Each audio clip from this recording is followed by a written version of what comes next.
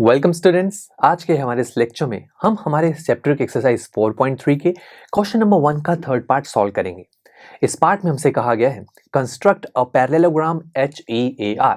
तो हमें एक पैरेललोग्राम कंस्ट्रक्ट करना है जिसकी कुछ साइड्स एंड एंगल्स के बारे में हमारे पास इंफॉर्मेशन है। तो हम जानते हैं कि हम हमारी कंस्ट्रक्शन करने से पहले क्या करते हैं, एक रफ स्केच ड्रॉ करते हैं, जिस स्केच से हमें पता लगता है कि हमें हमारी कंस्ट्रक्शन कहाँ से शुरू करनी है। तो आइए शुरू करते हैं। मैंने यहाँ पर रफ स्केच में एक क्वाड्रिलेटरल बनाया।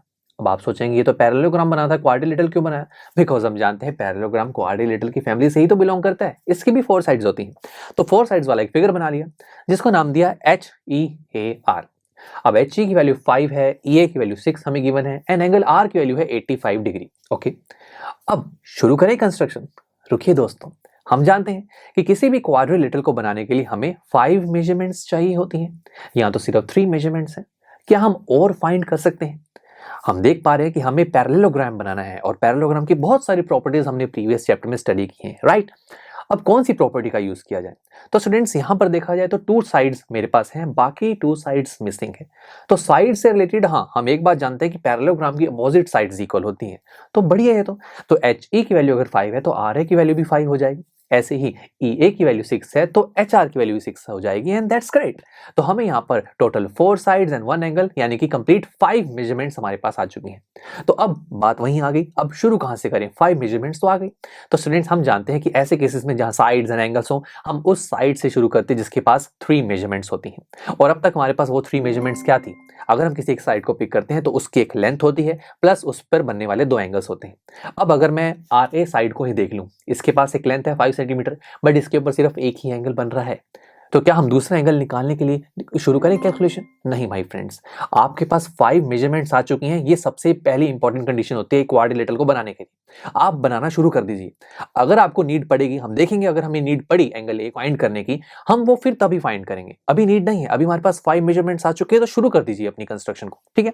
तो पहले RA को पहले ड्रॉ करते हैं जो कि है 5 सेंटीमीटर। तो अपने स्केल की हेल्प लीजिए और 5 सेंटीमीटर की एक लाइन सेगमेंट को ड्रॉ कीजिए by using your pencil. Okay, शुरू करते हैं। अब दोस्तों ये 5 सेंटीमीटर की लाइन सेगमेंट्स बनाने के बाद यहाँ बोला गया R पॉइंट पर 85 डिग्री का एंगल है। देखो आप रफ स्केच में देख सकते हैं। तो R पॉइंट पर 85 डिग्री का एंगल है तो हम हमारे इस प्रोट्रैक्टर का यूज करेंगे बिकॉज काफी क्विक मेथड है। वैसे तो कंपास से भी बना सकते हैं बट प्रोट्रैक्टर काफी क्विक है तो हम इसी का यूज करेंगे।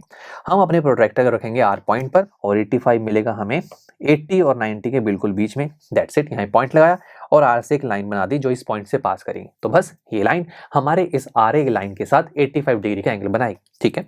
फिर उसके बाद हमें कहा गया है कि A पॉइंट से कोई एंगल तो नहीं है। हाँ, A पॉइंट से एक लाइन जा रही है जो 6 सेंटीमीटर दूर है। अब स्टूडेंट्स लाइन तो मैं बना लूंगा। देखो मैं लाइन बना लेता हूँ। देखो 6 सेंटीमीटर की लाइन बनाता हूँ, बना ली। बट ये लाइन स्केल से बना ली तो किस डायरेक्शन में बनाऊं? इस तरफ भी बन सकती है 6, इस तरफ भी बन सकती है 6, यानी कि मैं अभी ये लाइन 6 सेंटीमीटर की ड्रॉ नहीं कर सकता। तो A पॉइंट को छोड़ देते हैं, अभी आगे बढ़ते हैं और कुछ हम ड्रॉ कर सकते हैं, ठीक है? कुछ नहीं कर पा रहे तो अभी रुक जाइए और देखिए और कुछ ड्रॉ कर पा रहे हैं आप।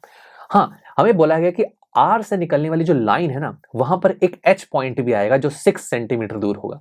अब R से निकलने वाली लाइन तो देखो कहां तक जा रही है, बहुत दूर है। अब यहां से 6 सेंटीमीटर कैसे ढूंढे? तो बहुत सिंपल है, आप अपनी कंपास लीजिए, स्केल से, जो स्केल है ना आपका, उस स्केल की हेल्प से आप अपनी कंपास को 6 सेंटीमीटर ओपन कर लीजिए, ठीक है? तो 6 सेंटीमीटर मैंने ओपन किया।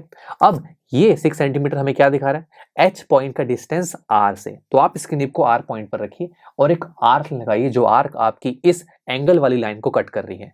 That's it. तो हम ये कहेंगे ये जो इंटरसेक्टिंग पॉइंट है ये हुआ H पॉइंट जो R से 6 सेंटीमीटर दूर है। चलो हमें H भी मिल गया। तो एक क्वाड्रिलेटरल को बनाने के लिए दोस्तों 4 पॉइंट्स तो ढूंढने होते हैं। जैसे 4 पॉइंट्स मिल जाए हम इनको मिलाना होता है। 3 पॉइंट्स हमारे पास आ गए हैं, R, A एंड H। अब रह गया E, है ना? ये E H से 5 सेंटीमीटर दूर है। तो लीजिए अपनी कंपास को 5 सेंटीमीटर ओपन कीजिए, इसकी निब को H पर रखिए और एक आर्क बनाइए।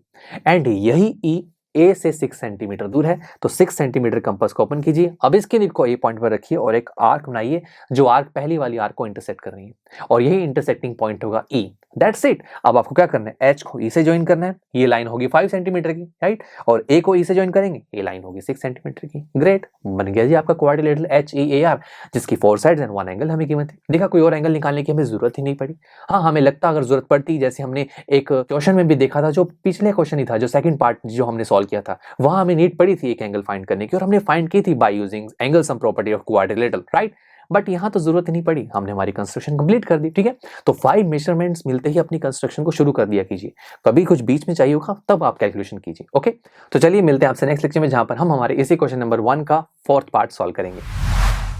आई एम श्योर स्टूडेंट्स, आपको ये लेक्चर काफी पसंद आया होगा और ऐसे ही मजेदार तरीके से अपने हर एक कॉन्सेप्ट क्लियर करने के लिए डाउनलोड कीजिए पीयू स्टैक ऐप को, जहां पर आपके पास और भी बहुत सारे ऑप्शंस होंगे, जैसे कि back exercise solutions, tip videos, sample papers and much more. So what are you waiting for? Download the app now.